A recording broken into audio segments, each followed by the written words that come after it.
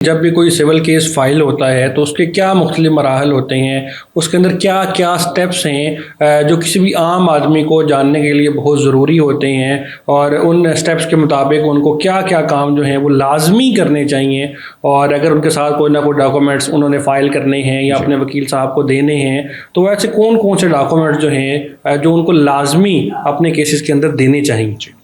یہ بالکل ہر شخص کو معلوم ہونا چاہیے کہ جو کیس وہ دائر کر رہا ہے اس کے سٹیپس کیا ہیں اور اس کے لیگل ریکوائرمنٹس کیا ہیں۔ جب کوئی کیس فائل ہوتا ہے تو سب سے پہلے تو اس کی پلینٹ تیار ہوتی ہے۔ یہ جو پلینٹ ہے اس کو اردو میں عرضی دعویٰ بھی کہا جاتا ہے۔ اب یہ عرضی دعویٰ جو ہوتا ہے بیسیکلی جو بھی کلائنٹ، جو پلینٹف، جو کیس دائر کرنے والا ہے، جو کورٹ کو اپروچ کرتا ہے، اس کا جو بھی ورژن ہوتا ہے وہ ساری کی ساری اس میں فیکٹس اور سٹوری لکھی گئی ہوتی ہے، جو اس کا کلیم ہوتا ہے وہ لکھا گیا ہوتا ہے، اس کو تو پلینٹ کہتے ہیں۔ پھر اس کے ساتھ ریلیونٹ ڈاکومنٹس سارے لگتے ہیں۔ اب وہ جو ڈاکومنٹس ہیں وہ کس طریقے سے لگائے جاتے ہیں، اس میں سول پروسیجر کوڈ جو ہے وہ بتاتا ہے کہ کس طرح ڈاکومنٹس لگائے جاتے ہیں اور کس طریقے سے لگائے جاتے ہیں۔ لیکن ڈاکومنٹس وہ ہوتے کون سے ہیں؟ اب دو طرح سے ڈاکومنٹس ہوتے ہیں۔ ایک تو ڈاکومنٹ وہ ہوتا ہے جس کی بنیاد پر کوئی دعویٰ دائر کیا جا رہا ہوتا ہے، اور کچھ ڈاکومنٹس ایسے ہوتے ہیں کہ جس ڈاکومنٹ کی بنیاد پر وہ دعویٰ دائر کیا جا رہا ہے، اب وہ حقائق جو ثابت کرنے ہیں ان کو سپورٹ کرنے کے لیے کون کون سے ڈاکومنٹ ساتھ سبمٹ کرنے ہیں۔ اب وہ جو پہلی کلاز میں نے آپ کو بتائی وہ اس کو ہم لیگل لینگویج میں کہتے ہیں document sued upon. For example, اگر کوئی شخص کسی سے پراپرٹی خریدنے کا اقرار نامہ کرتا ہے، کیونکہ ہمارے ہاں جو پریکٹس ہے وہ یہ ہے کہ ڈائریکٹ بے نامہ یا سیل ڈیڈ یا رجسٹری، یہ ایک ہی چیزوں کے تینوں نام ہیں، وہ ڈائریکٹ نہیں کی جاتی۔ پہلے ایک اقرار نامہ کر لیا جاتا ہے۔ اقرار نامہ میں طے ہو جاتا ہے کہ کچھ اماؤنٹ ابھی دے دی جاتی ہے جس کو ہم ٹوکن اماؤنٹ یا ایڈوانس منی، ارنسٹ منی بھی کہتے ہیں، بیانہ، اور کچھ اماؤنٹ ایک مہینے کے بعد ریمیننگ اماؤنٹ، بقایا اماؤنٹ دے دی جائے گی۔ اب اس کو ایگریمنٹ ٹو سیل، جس کو ہم اقرار نامہ معاہدہ بے کہتے ہیں، اس کے اوپر یہ سارا کچھ لکھا جاتا ہے۔ اب جب ریمیننگ اماؤنٹ دینے کی ڈیٹ آئی تو وہ شخص جس سے پراپرٹی خریدی جا رہی تھی اگر وہ ریزائل کر جائے، وہ منع کر دے، تو پھر ایک کیس دائر کیا جاتا ہے۔ پہلے تو اس سے ریکویسٹ کی جاتی ہے، ڈائریکٹ کیس تو نہیں دائر کیا جاتا، پہلے کہا جاتا ہے کہ بھائی یہ ٹائم آ گیا ہے، اب آپ ریمیننگ اماؤنٹ ریسیو کریں اور پراپرٹی میرے نام کریں اور رجسٹری مجھے لکھ کر دیں۔ لیکن اگر وہ انکار کر دے تو پھر اس کو دعویٰ دائر کرنا پڑے گا۔ اس دعوے کو کہتے ہیں specific performance of agreement to sell, دعویٰ برائے تعمیل مختص۔ جو یہ دعویٰ دائر کرے گا وہ شخص ہوگا جس نے پراپرٹی خریدنی تھی، اور کس کے خلاف دعویٰ دائر کرنا ہے؟ جس نے پراپرٹی بیچنی تھی۔ اب وہ اس کیس میں پلینٹ کے اندر یہ سب لکھے گا، میرا اقرار نامہ کب ہوا، کنسیڈریشن اماؤنٹ، ٹوٹل اماؤنٹ کتنی تھی، میں نے بیانہ کتنا دیا، اور کس دن میں نے بقایا رقم ادا کرنی تھی، اور اس دن میں گیا اور اس نے انکار کر دیا۔ میں ابھی بھی اپنا پارٹ پرفارم، اس اقرار نامے میں جو لکھا ہوا تھا کہ میں نے اس تاریخ کو بقایا رقم دینی تھی، میں تو آج بھی وہ رقم ادا کرنے پر تیار ہوں۔ یہ سارا اس میں لکھنا ہے۔ باقی کچھ لیگل ریکوائرمنٹس ہیں، کاز آف ایکشن، کورٹ فی، وہ سب۔ اب اس کے ساتھ ڈاکومنٹس لگیں گے۔ وہ ڈاکومنٹس کون کون سے ہیں؟ اب میں نے ابھی آپ کو کہا کہ دو طرح کے ڈاکومنٹس ہوں گے، ایک تو ڈاکومنٹ جس کی بیس پر دعویٰ دائر کیا جا رہا ہے، اور باقی کچھ سپورٹنگ ڈاکومنٹس۔ اب وہ ڈاکومنٹس کون سے ہو سکتے ہیں؟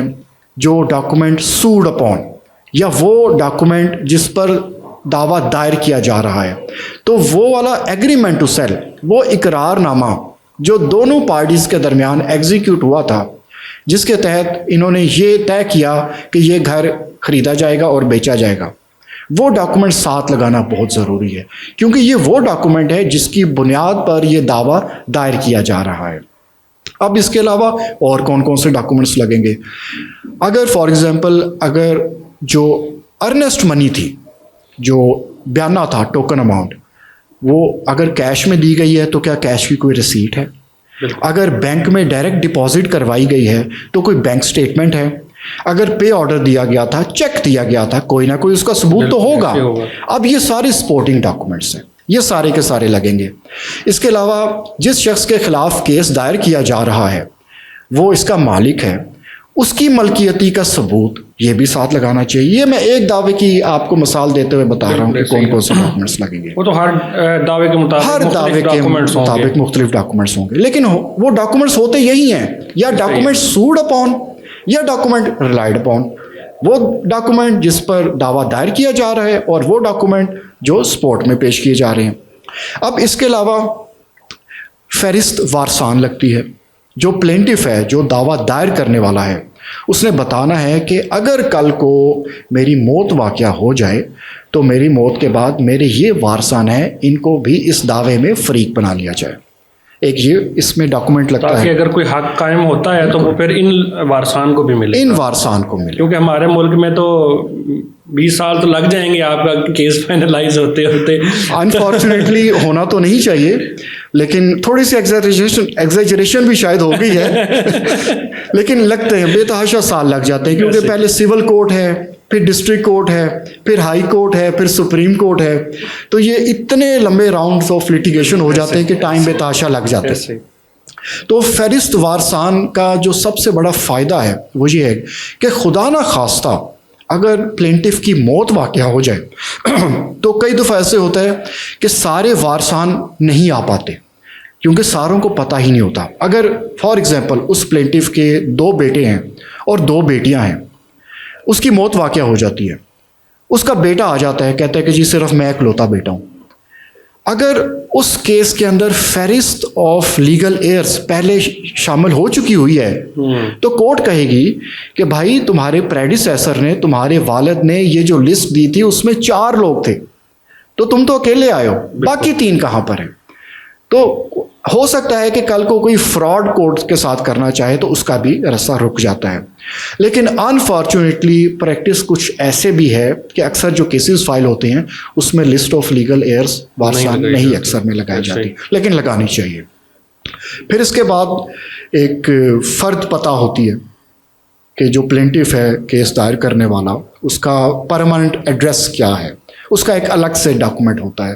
ویسے تو دعوے میں بھی وہ مینشن ہوتا ہے پلینٹف کا کمپلیٹ ایڈریس بھی اور ڈیفینڈنٹ کا کمپلیٹ ایڈریس بھی، لیکن پھر بھی ایک الگ سے ڈاکومنٹ اس کے اوپر یہ مینشن کیا جاتا ہے۔ پھر سی پی سی، کیونکہ اگر میں ان کی ڈیٹیل میں جاؤں گا تو کچھ ٹیکنیکل لینگویجز زیادہ یوز ہوں گے، ہم اس میں نہیں جاتے، لیکن ویسے میں بتاتا ہوں کہ جو سول پروسیجر کوڈ ہے وہ بھی کہتا ہے کہ کچھ لسٹس آپ نے پرووائڈ کرنی ہے۔ اچھا، وہ جو لسٹس ہیں ان میں ان ڈاکومنٹس کو ہی مینشن کیا جانا ہے، تو اس کا مطلب ہے کہ امپورٹنٹ تو یہی ڈاکومنٹس ہیں۔ تو لیکن ان لسٹس میں ان ڈاکومنٹس کا مینشن کرنا بہت ضروری ہے۔ اب وہ کون کون سے ڈاکومنٹس مینشن کرنے ہوتے ہیں؟ وہ ڈاکومنٹس جو ہمارے پاس ہیں جب ہم کیس دائر کر رہے ہیں۔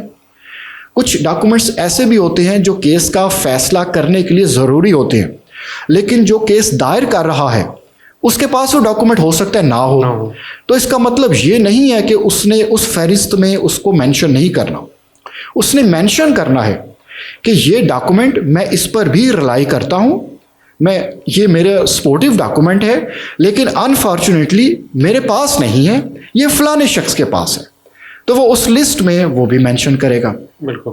پھر اس کے علاوہ ایک اپلیکیشن ساتھ اکثر اٹیچ کی جاتی ہے نئے دعویٰ دائر کرتے ہوئے، جس کو ہم کہتے ہیں اسٹے کی اپلیکیشن، حکم امتناعی کی اپلیکیشن۔ ضروری نہیں ہے ہر کیس میں ہو، لیکن پراپرٹی کے 99% کیسز میں حکم امتناعی کی اپلیکیشن ہوتی ہے، وہ بھی ایک ڈاکومنٹ ہے، وہ ساتھ اٹیچ کیا جاتا ہے۔ پھر جہاں پر اپلیکیشن فائل کی جائے گی ساتھ ہی بیان حلفی بھی دائر کیا جائے گا، ایک یہ بھی ڈاکومنٹ آ گیا۔ پھر سب سے اینڈ پر وکالت نامہ، جن وکیل صاحب کو پلینٹف نے انگیج کیا ہے ان کا وکالت نامہ ساتھ لگتا ہے۔ تو یہ سارے ڈاکومنٹس ہیں جو کیس فائل کرتے ہوئے ساتھ لگائے جاتے ہیں دعوے کے۔